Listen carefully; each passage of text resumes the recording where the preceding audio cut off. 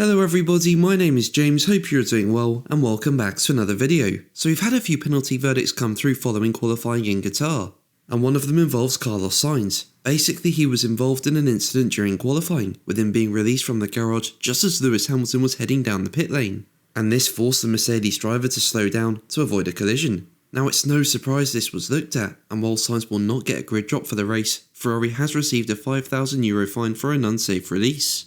A steward's statement said, the representative of Car 55 admitted that the number one mechanic responsible for releasing Car 55 signalled the car to be released prior to the driver being ready. This resulted in a small delay, which in turn resulted in the car being released into the path of Car 44, requiring the driver of Car 44 to take avoiding action. Now there was also an incident involving Max Verstappen in quali. Basically while he qualified on pole, he was summoned to the stewards due to being investigated for driving too slowly. Now this happened in Q3, and we saw that George Russell almost drove into the back of the Red Bull and came onto the team radio to describe his rival's driving as super dangerous. And speaking about it, Russell said, I ended up going through the gravel all over the floor. It felt like the floor was scraping over that curb and through the gravel, so I hope it didn't damage it. Maybe that's the reason why we didn't improve. I don't know. But it was a bit of a hairy 1-2 corners before we start the lap.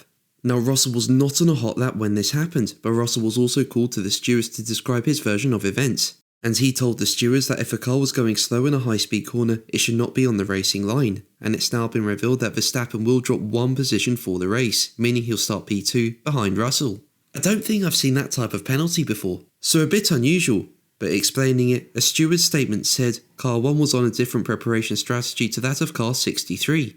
Car 1 was well outside of the delta, and the driver of Car 1 explained he had their cars 4 and 14 passed. The driver of Car 63 claimed that he had adhered to the delta and did not expect Car 1 to be on the racing line. He stated that if a car was going slow in a high-speed corner, it should not be on the racing line. The stewards regard this case as a complicated one, in that clearly Car 1 did not comply with the race director's event note, and clearly was driving, in our determination, unnecessarily slowly considering the circumstances. It was obvious the driver of Car 1 was attempting to cool his tyres. He could also see Car 63 approaching as he looked in his mirror multiple times whilst on the small straight between turns 11 and 12. Unusually, this incident occurred when neither car was on a push lap. Had Car 63 been on a push lap, the penalty would have most likely been the usual 3 grid position penalty. However, in mitigation of penalty, it was obvious that the driver of Car 63 had clear visibility of Car 1 and that neither car was on a push lap.